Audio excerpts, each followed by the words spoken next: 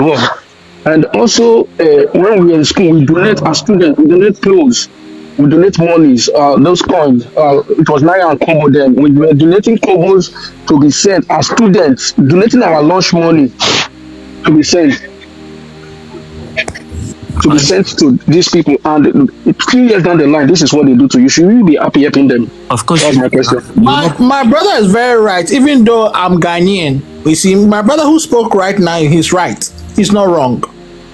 I'm also Ghanaian, so let's be blunt. You see, please speak up. I mean, Sorry for obviously, catching up. obviously you'll not be happy if someone is ungrateful to you. But then the question is it the government saying that, or is just the minority that is just going about talking stupid? Are you basing on those people, or are you just basing on what the government is saying? Yeah, who is the government? No, I just want to know because No, I mean it's just on TikTok to be honest. I mean the government is the majority of South Africans are Insightful. It's so unfortunate that no single South African government official, top ranking, had even come up to agree that this is what West Africa. I'm not talking of Nigeria right now because Ghana did the same thing. The entire West Africa, I can't speak. I'm not going to speak for Eastern Africa, but I knew that the whole West Africa was taxed in the 80s. You understand? To raise money to fund the ANC. But down the line, many South Africans who are uninformed, who are just these Gen Z generations, are telling you that there was nothing like that. And we expect people from their top-ranking government official to tell them that actually this thing happens. But it's so unfortunate when you have minister like Mackenzie, you understand, a whole minister debunking it, that nothing of such happened. You understand that all the assistance, in fact, they denied that they didn't even get any assistance from Africa, that no black Africans supported them, that their grandfather fought the war themselves. And we asked them, where did they get the fund from? Because for you to fight, there must be money. Where did you get the fund from? The fund came from the whole Africa. Another thing I need to correct. They never fought any war. They never fought any war. The apartheid regime ended because of sanctions coming from different countries, sanctioning the apartheid government. That is why it ended. If they fought a war, they did not even lose up to 1 million people. How can they fight a war with stone when people using PPU? They never fought a war. So the funding of that entire Please refund us back our money. $61 billion, Nigerian government funded it. And while the Nigerian government was funding this thing, it was deliberate for us to be able to talk to South Africans today. $61 billion in today's fund, in today's exchange rate, how much do you think it is? So let's say 1994, when they got independence, the total money we spent, not just for South Africa, including Zimbabwe and Mozambique and all those countries there, is $61 billion. How much do you think it's going to be today? Haven't spent so much to make sure our brothers are free, to be liberated. Then they now come back at us and start unaliving us on the streets, setting us on fire, burning our businesses. And we were watching how the xenophobic attacks was carried out on Africans, on Zimbabweans, on Zambians, on Malawians, on Ghanaians, and we were wondering, and Ghanaians too, and we were wondering, what did we do to warrant this? And then they came on to explain to us by telling us that they did it because we were selling powder, and some of us are criminals, or all of us. They said, in fact, they say the entire Nigeria, they are all criminals. Nigeria is 80%, 90% criminals. We are fraudsters. We are. How can you be saying such a thing to a country of 280 million people? How many black South Africans? Black South Africans in South Africa is a population of less than 35 million. And you want to bully a country of 280 million people on TikTok? Come on, man. In all honesty, if not because I am black and they are black, I will tell you that my submission is, let because right now we are already trying to raise fund for AfriForum. I'm telling you, Nigerians are already organizing themselves to raise this money to support AfriForum, to gain their independence, from black South Africans. Then let's see the capacity that they will have to insult us. Thank you. It's insightful. Go ahead. I do understand your frustration, guys. I know. I mean, we've all know the history about this whole thing, and it's sad that our fellow South Africans were not taught this and did not appreciate what other African countries did for them. But then again, my question is, what is the way forward? Because I mean, we can't be going on, bashing each other day in and day night. For me, it's just to find a solution to all these problems so that we can all unite and fight the common enemy. Because okay. I would like to respond to you if the host permit me again. Please do. See, my brother, like most of us said that even who said that cars seems to be a different South African, a very different, because I'm not sure I've met this name on TikTok. We know the regular people on South African life that comes up and create problems, and they are basically mostly on the female side, The problem here is that, you see, when your fellow Africans who are older than you, it's just like you have a father who sits, there's an African proverb that what a child stands to look and will not see, the father sits down and see it. It's just a proverb. So what it means is that we have seen these people, these Europeans, the Americans from afar, and we know how to treat and manage them, all right? But South Africans were too in a hurry to claim first position. You just too in a hurry to show themselves, and unfortunately, they've been making mistakes upon mistakes upon mistakes. See, you have these Muzungus with you guys. These guys are not your friends, but when we tell South Africans that, look, they will say, no, leave us, we are the same, we are one, we are this, nothing can stop both of us, that we are jealous, that they are. And look, let me tell you one painful words a South African used that pain me till tomorrow, that they tricked Zimbabwe to chase out their own Muzungus, that they were smarter.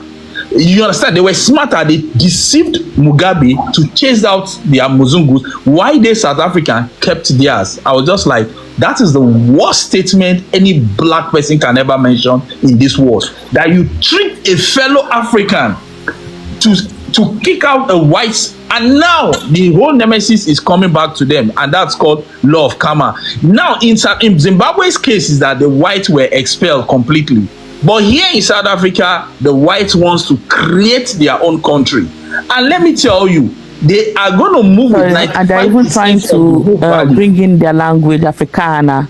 You understand? So please, why we are agitating here, we are saying is because we've been warning these people over a long time, and they seems not to understand with us. And unfortunately, instead of them to learn from us, they are telling us they don't need us, they don't need any Pan-Africanism, they don't want any black African in their country. They want to be on their own. So that's Wale, you still have the mic, my brother. Let me also add to what you are saying so that I remind you. They went as far as telling us they supported Biafra. Biafra, that is unaliving people in Nigeria, and even Boko Haram. I'm telling you, South Africans opened page and told us that they are supporting Boko Haram and Biafra. They gave Biafrans platform. I want to quickly say something. Somebody asked a question, because most times I'm working, I'm not looking at my phone. What is the way forward? My brother, if you have a kid and there's a candlelight, and you keep warning the kid not to go close to the candlelight to touch it, and he keeps refusing, you allow the candlelight to burn him, so that next time he will learn from his mistake. So we need to allow South Africa to make their mistake first. Until then, before there will be Pan-Africanism, they need to make mistakes first. I don't even think whether they even know who they really have. Can I contribute? Can I say something? Can I respond to? He asked a question about the way forward. I'd like to give a different perspective. I'm a Pan-Africanist. I believe Africa will be better if we all unite. But how will we achieve this is the question. There's an adage that says, he who brings firewood infested with termites should be ready for the reptilian dance. If you bring firewood infested with termites, it will attract lizards. When the lizards come, snakes will come.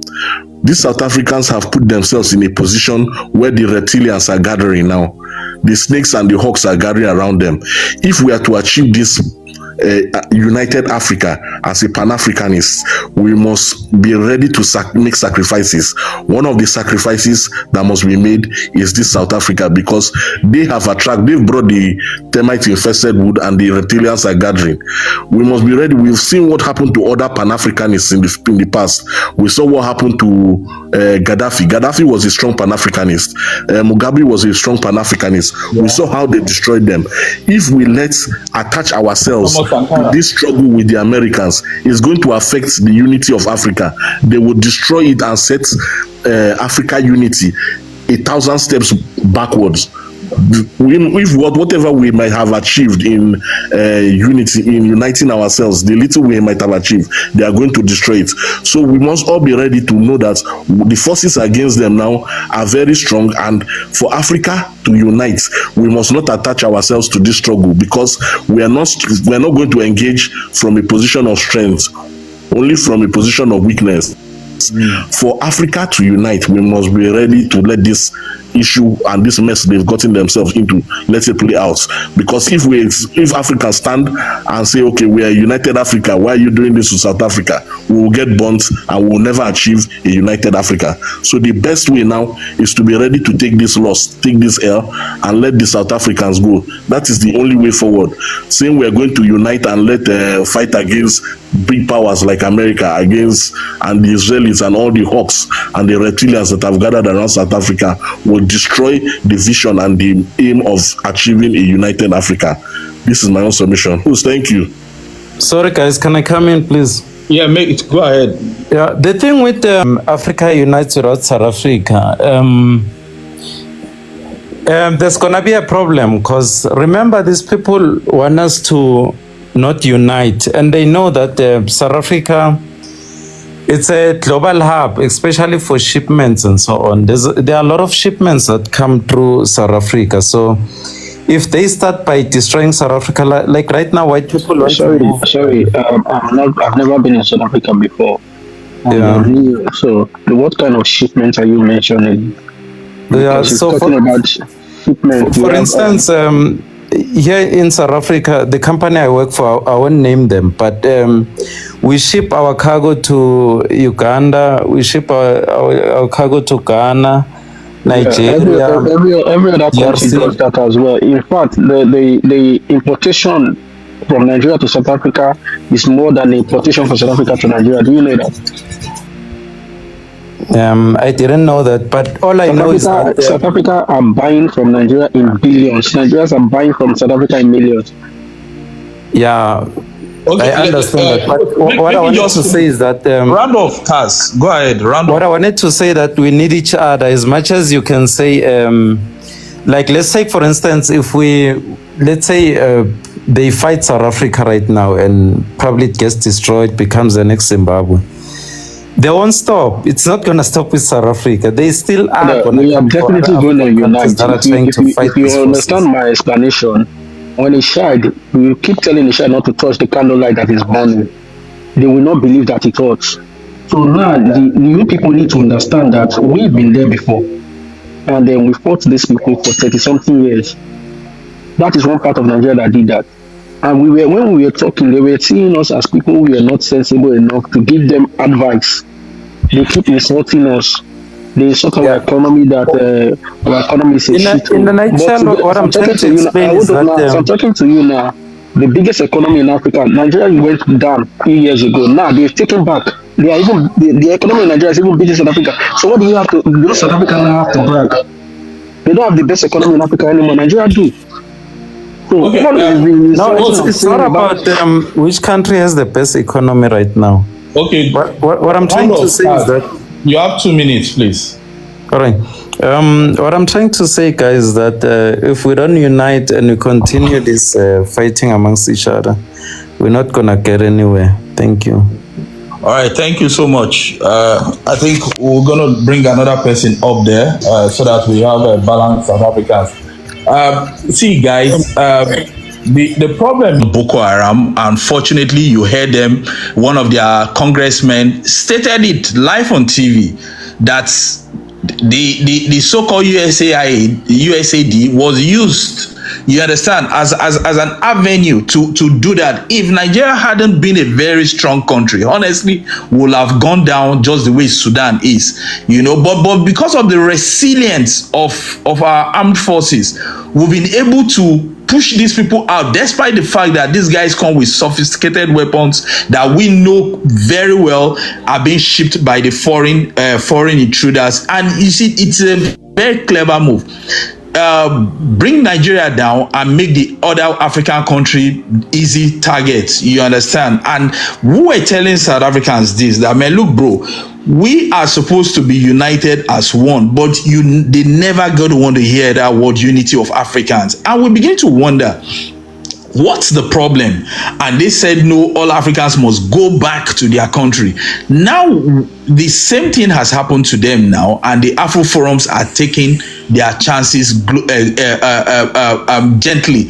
And before you know it, what these people had gone to the US to discuss will come to fruition. There's no way about that, because Trump is 100% behind them. And if Trump comes out and said he's passing a veto that, okay, the white Africans must have their own land and must have their own country, I don't think any Africans will be so bold enough to confront that terrible man. Unfortunately, that's where the problem is, bro. It's going to happen. It's going to happen. Speaker, I think DOG is here. Yeah, bro. Let's hear from one new panelist. SK101. The psycho left. Good evening.